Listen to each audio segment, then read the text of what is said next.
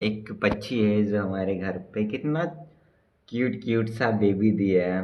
तो आप देख सकते हैं कितनी प्यारी लग रही है ना। अभी 3 बेबी से और एक अंडा अभी फूटा नहीं है, बट वो भी फूटेगा तो मैं उसका भी वीडियो जरूर दूंगा। कितनी प्यारी लग रही है ना। खैर, इसकी माँ भी गई है इन बच्चों के लिए खाना लाने के लिए। और कितनी प्यारी बच्चा है।